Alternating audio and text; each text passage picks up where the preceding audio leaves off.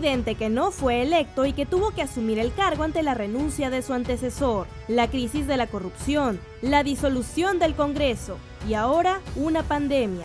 ¿Cuáles son las crisis que Martín Vizcarra tuvo que afrontar en 2 años de gobierno? Tras la renuncia de Pedro Pablo Kuczynski, Martín Vizcarra asumió el cargo el 23 de marzo del 2018 en medio de una crisis política. Desde el inicio de su gobierno, el ingeniero moqueguano tuvo que afrontar una serie de crisis. La primera de ellas, la red de corrupción en el sistema judicial, los audios de la vergüenza que llegaron a los medios de comunicación e indignaron a la ciudadanía, el caso de los cuellos blancos del puerto. Si ayer fue un Vladivideo, hoy son los audios que nos regresan a ese momento y nos muestran lo más vulgar de la corrupción. Durante su mensaje a la nación el 28 de julio del 2018, Vizcarra anunció la convocatoria a referéndum dirigido a 4 temas: la reforma del Consejo Nacional de la Magistratura, la bicameralidad, la prohibición de la reelección de congresistas y el financiamiento de los partidos políticos. El Congreso en ese momento dilató las iniciativas del legislativo al no elaborar los dictámenes necesarios.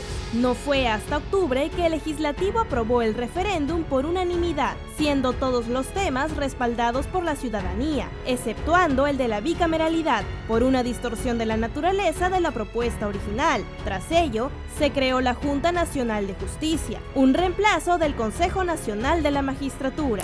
Entre otros escándalos, Vizcarra tuvo que lidiar con la fuga de César Inostroza y las cuestionadas decisiones de Pedro Chávarri, uno de sus principales detractores, de destituir a los fiscales encargados de la investigación de los casos de corrupción de Odebrecht y OAS. Nosotros no estamos de acuerdo con esa medida, sin embargo, tenemos que actuar respetando estrictamente las leyes y la Constitución. Al cumplirse el primer año de su gobierno, César Villanueva renunció a su cargo de presidente del Consejo de Ministros y entró el gabinete del Solar. Durante este segundo año, el gobierno de Martín Vizcarra envió una serie de propuestas relacionadas a la reforma política, entre ellas el levantamiento de la inmunidad parlamentaria por parte de la Corte Suprema, proyecto que posteriormente fue archivado por la Comisión de Constitución, liderada por Fuerza Popular. La Comisión Permanente también rechazó las recomendaciones para sancionar al exfiscal de la Nación, Pedro Chávarri. Un descarado blindaje en palabras del presidente. Tras estas negativas del Parlamento al Ejecutivo, Del Solar planteó cuestión de confianza, la cual fue aprobada al día siguiente por la mayoría de los congresistas. El 28 de julio de 2019, y tras el dictamen aprobado por la Comisión de Constitución que establecía que la inmunidad parlamentaria seguía siendo potestad del Congreso, Martín Vizcarra anunció el adelanto de elecciones, proyecto que meses más tarde también sería archivado por la misma comisión, presidida por la entonces congresista Rosa Bartra.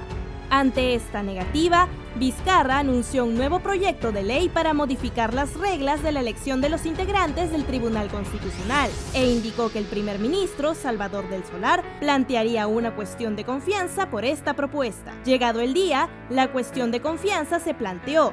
Sin embargo, el Congreso continuó con la elección de los miembros del Tribunal Constitucional, lo que significaba para el Ejecutivo un rechazo fáctico de la cuestión de confianza. Es así que el presidente anunció en mensaje a la nación la disolución del Congreso y la convocatoria a elecciones congresales.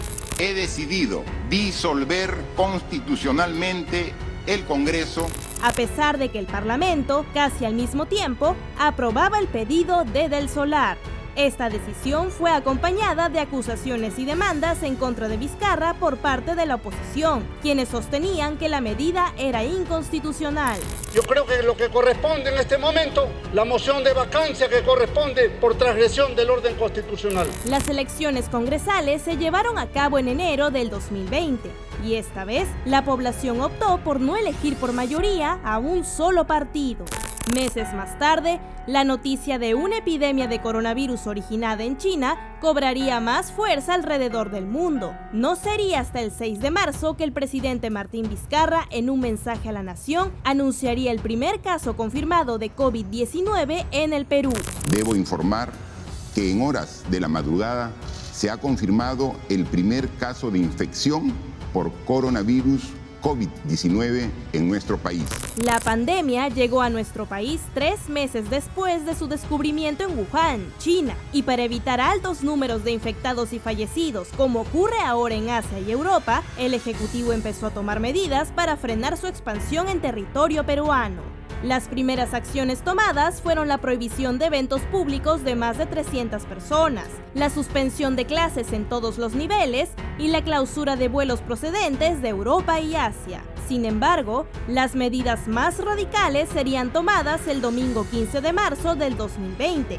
En mensaje a la nación, el presidente Martín Vizcarra declaraba al país en estado de emergencia, medida que implicaba el aislamiento social, el cierre obligatorio temporal de establecimientos que no brinden productos de primera necesidad y medicinas, la restricción de tránsito de vehículos particulares y finalmente toque de queda a partir de las 8 de la noche hasta las 5 de la mañana. Este 22 de marzo, Vizcarra cumple 57 años y el 23, 2 años en el gobierno. Fechas que el mandatario las pasará junto a su gabinete, afrontando las consecuencias de esta emergencia epidemiológica en nuestro país.